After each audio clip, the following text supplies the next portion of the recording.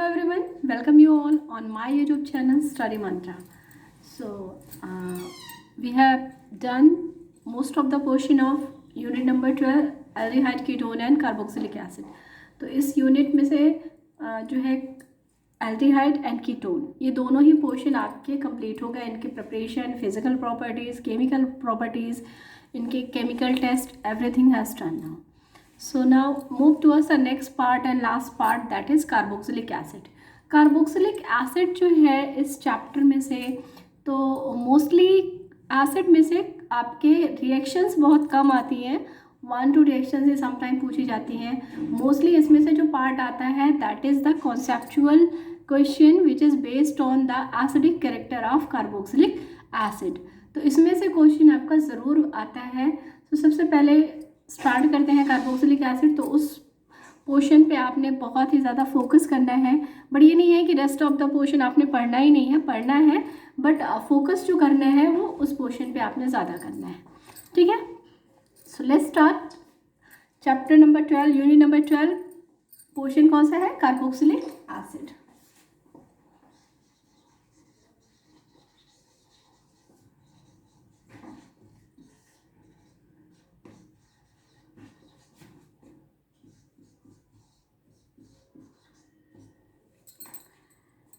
Okay. तो सबसे पहले थोड़ी बहुत, ज़्यादा नहीं, अ लिटिल बिट इनकी आईपीएससी नोमेनक्लेचर कर लेते हैं.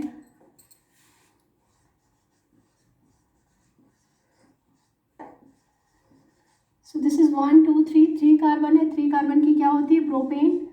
और जो आपका एसिड है उसके लिए यूज़ होता है टर्म ओइक एसिड. तो दिस इज़ प्रोपेन हमने लिखा, ई हटा करके we will add oic acid. So this is propanoic acid. Suppose कोई साइड चेन है तो this is main chain that is butanoic acid. और सेकेंड जो आप नंबरिंग करोगे तो यहाँ से मत करना नंबरिंग. क्यों? आपको लगेगा साइड चेन जो है वहाँ से क्लोज है तो हमने नंबरिंग वहाँ से करनी है. नहीं, नंबरिंग वहाँ से नहीं करनी, क्योंकि प्रायोरिटी जो है वो हमारे फंक्शनल ग्रुप की ज़्यादा होती है और आपने जो नंबरिंग करनी है वो यहाँ से करनी है. Clear? This is wrong way, this is right way. So 3 position पे क्या है? Methyl group. So the name of this compound will be 3 methyl butanoic acid, है ना. ब्यूटेनोइक एसिड भी लिख सकते हो, बिकॉज अगर जो कार्बोक्सिलिक एसिड है when it is present in the first position then no need to specify the place of that carboxylic group. अगर ये 1 के अलावा किसी और प्लेस पे है 2 3 then we have to mention that position. So you can also write butanoic acid and ये भी हम लिख सकते हैं butane 1 oic acid.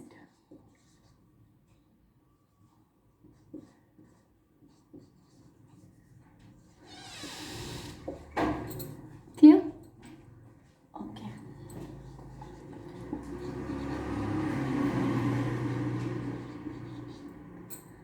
This is also butanoic acid, but 2 position पर आपको दिख रहा है दैट इज डबल बॉन्ड. तो आईपीएससी नेम क्या होगा? Butane, but 2 en 1 oic acid. Means butane है, ब्यूटेनोइक एसिड है, बट 2 पोजीशन पर क्या प्रेजेंट है? Double bond in. और this is but 2 in 1 oic acid. Clear?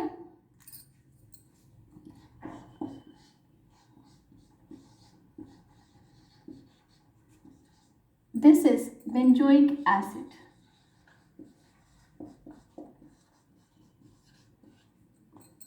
Done?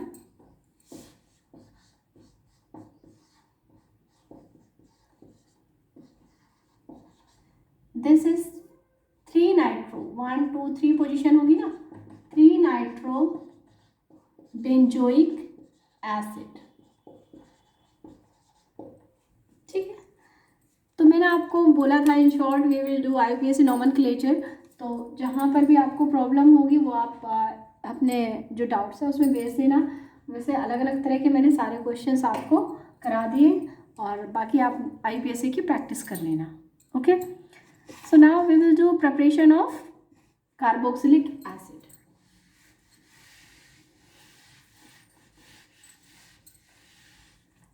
Preparation of carboxylic acid में जो सबसे पहले हम मेथड करेंगे वो मेथड हम करेंगे हाइड्रोलिसिस मेथड. ठीक है, मीन्स हम क्या करेंगे, हम हाइड्रोलिसिस करेंगे. बट हाइड्रोलिसिस करेंगे तो किसकी किसकी हाइड्रोलिसिस करेंगे, तो एक बार हम सारे जो कंपाउंड्स हैं उनकी हाइड्रोलिसिस करके वन बाय वन प्रिपेयर करके देखते हैं. सबसे पहले हम स्टार्ट करते हैं हाइड्रोलिसिस मेथड में. यहाँ पे लिख देती हूँ मैं, हाइड्रोलिसिस बहुत इम्पॉर्टेंट रिएक्शन है साइनाइड ग्रुप की. क्यों? क्योंकि आपको पता है कि आपके जब ऑर्गेनिक वाले पोर्शन में है कन्वर्जन आता है तो वहाँ ये रिएक्शन बहुत हेल्प करती है. क्यों? क्योंकि ईजिली हाइड्रोलिसिस से आप CN ग्रुप को एसिड ग्रुप में कन्वर्ट कर देते हो. अब ये कन्वर्ट कैसे होता है, देखो, अगर मैं इसकी हाइड्रोलिसिस करूँगी तो हाइड्रोलिसिस होगी कैसे, वे देख लो कैसे होती है.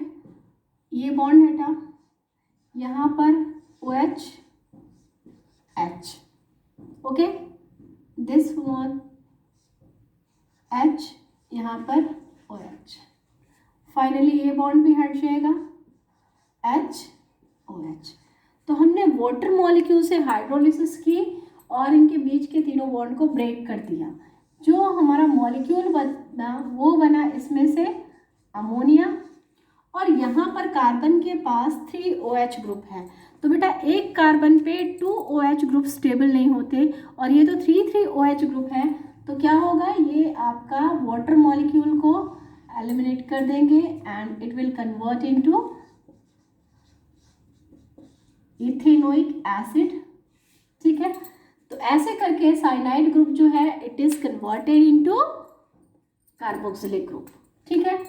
अच्छा, वन थिंग मोर कि जब आप सेकेंड वाली पोजीशन रखते हो CH3 CN, अगर आप मैंने क्यों बोला कि ये बहुत इंपॉर्टेंट है, आप हाइड्रोलिसिस करते हो और इसमें से 2 बॉन्ड हटा करके यहाँ पर 2 हाइड्रोजन लगाते हो और यहाँ पर 2 बॉन्ड हटा करके ऑक्सीजन लगाते हो, तो it is also converted into acid amide group. Means CN group से देखो हम क्या क्या बना सकते हैं. हमने एसिड बना लिया CN ग्रुप से.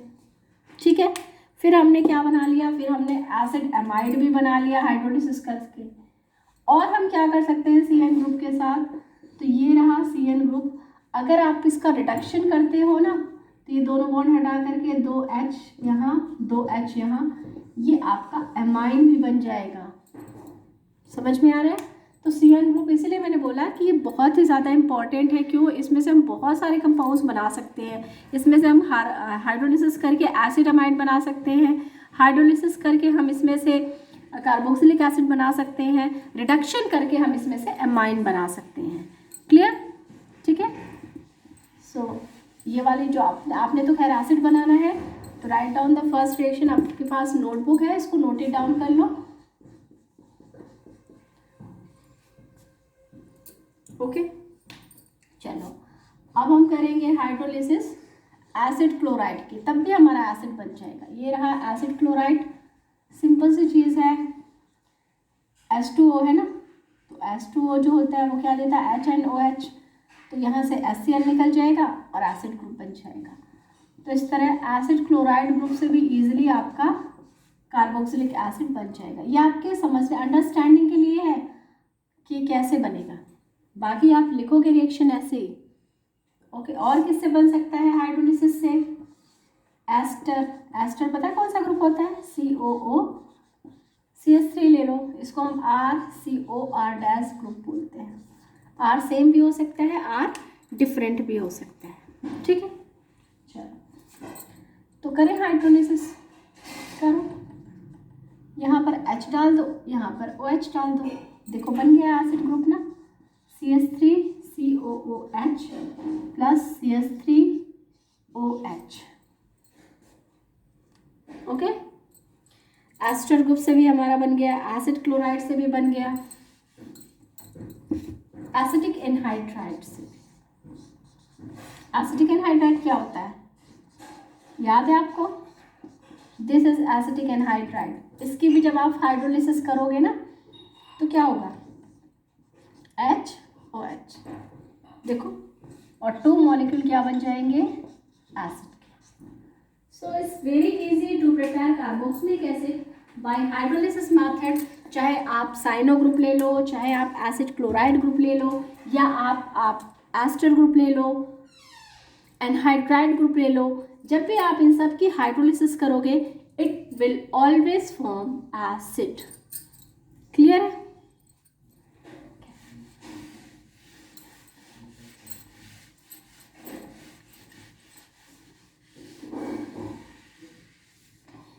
Next method is from Grignard reagent, second method. तो ग्रिग्नार्ड रेजिन से हम इसको प्रिपेयर करेंगे।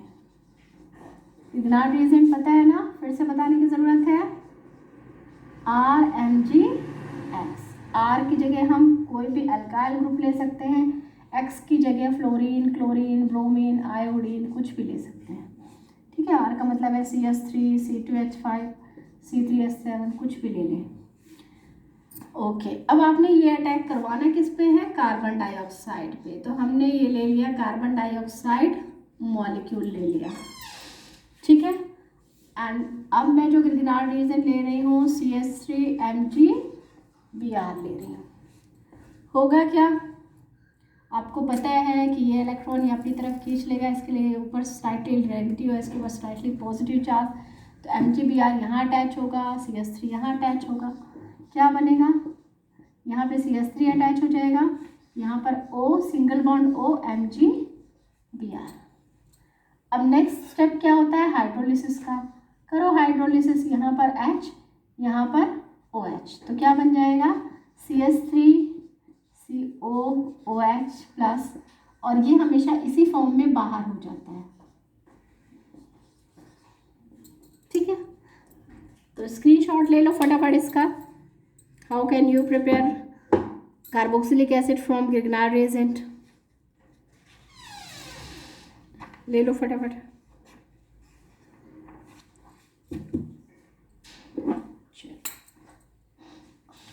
अब हम करेंगे by oxidation method. Oxidation method से कैसे हम इसको प्रिपेयर कर सकते हैं,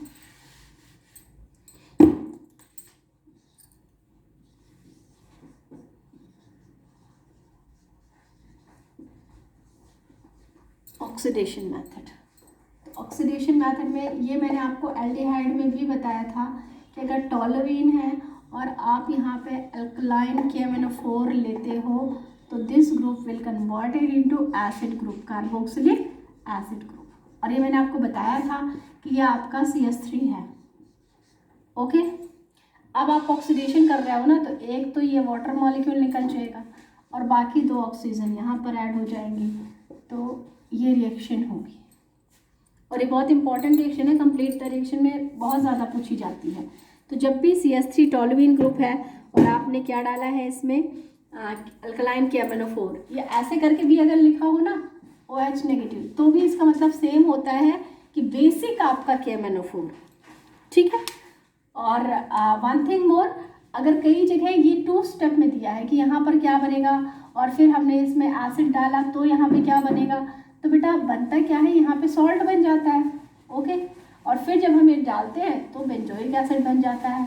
तो आप चाहो तो आप इसको 2 स्टेप में भी लिख सकते हो एंड आप इसको डायरेक्टली 1 स्टेप में भी यहाँ पर H3O डाल करके लिख सकते हो। सॉल्व योर विश, आपने कैसे करना है। क्लियर है, बहुत इजी रिएक्शन है और इजी होने के साथ साथ बहुत ही ज़्यादा इम्पॉर्टेंट रिएक्शन है। इजी तो है ही, इम्पॉर्टेंट भी है ये reaction. So next reaction oxidation की ही है, अल्कोहल के ऑक्सीडेशन की। सपोज हमने इथेनॉल लिया है, डालो यही KMnO4, क्या होगा, एक ऑक्सीजन यहाँ लग जाएगी, वाटर मॉलिक्यूल निकल जाएगा, एक ऑक्सीजन यहाँ लग जाएगी। कितने ऑक्सीजन मॉलिक्यूल यूज होंगे, 2, और ये किस में कन्वर्ट हो जाएगा, CH3COOH। ठीक है, प्लस एक वाटर मॉलिक्यूल निकल जाएगा। तो ऑक्सीडेशन मेथड के थ्रू हम किससे किससे कार्बोक्सिलिक एसिड बना सकते हैं? फर्स्ट हम बना सकते हैं टोलुइन से, एंड सेकेंड हम बना सकते हैं अल्कोहल में से इजिली ऑक्सीडेशन करके. So this is the next method for the preparation of carboxylic acid. Okay, अब तुमसे कई बार पूछा जाता है, अब जैसे सपोज इन्होंने टोलिन दिया है, इसकी जगह तुम्हें ज़ाइलिन दे दे कि यहाँ पर भी CH3 है, यहाँ पर भी CH3 है, और ऐसे करके रिएक्शन दे दे और बोले कि कंप्लीट द रिएक्शन. ठीक है, कि MnO4 इसको कंप्लीट करो, तो फिर ये दोनों ग्रुप को या आपने COH ग्रुप में कन्वर्ट कर देना है. याद रखना है इसको, टरथैलिक एसिड बन जाएगा. क्लियर? क्योंकि ये हमेशा ऑक्सीडाइज कर देगा.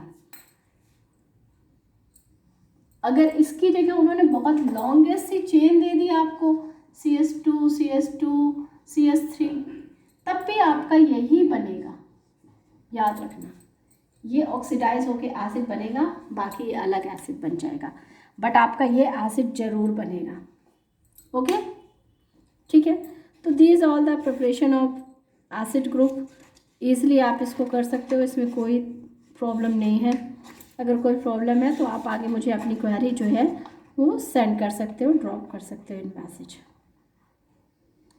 ओके, चलो, तो अब हम करेंगे इसकी some physical properties.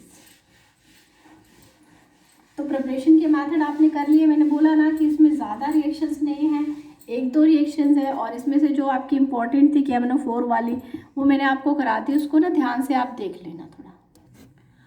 So now we will discuss some physical properties of carboxylic acid. So physical properties में जो है, first we will discuss state.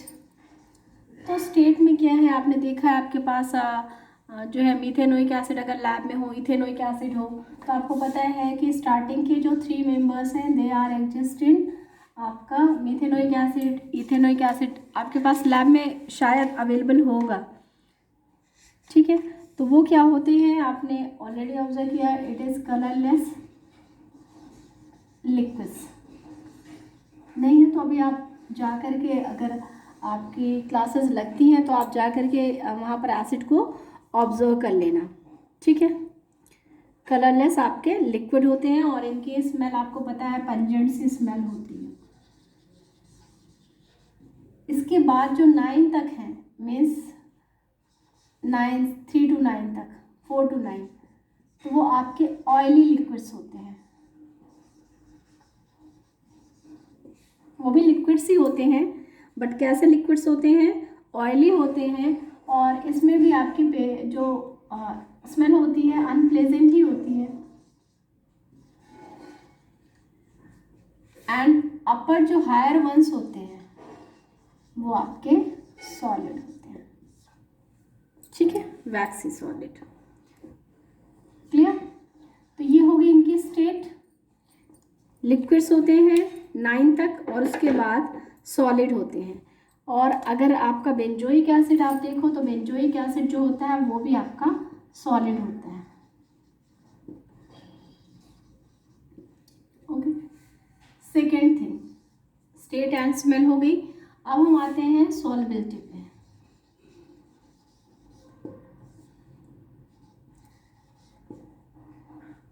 तो बेटा क्योंकि ऑर्गेनिक कंपाउंड्स है तो इनको सॉल्युबल होना चाहिए, अल्कोहल, ईथर, ऑर्गेनिक सॉल्वेंट में, but it is also soluble in water.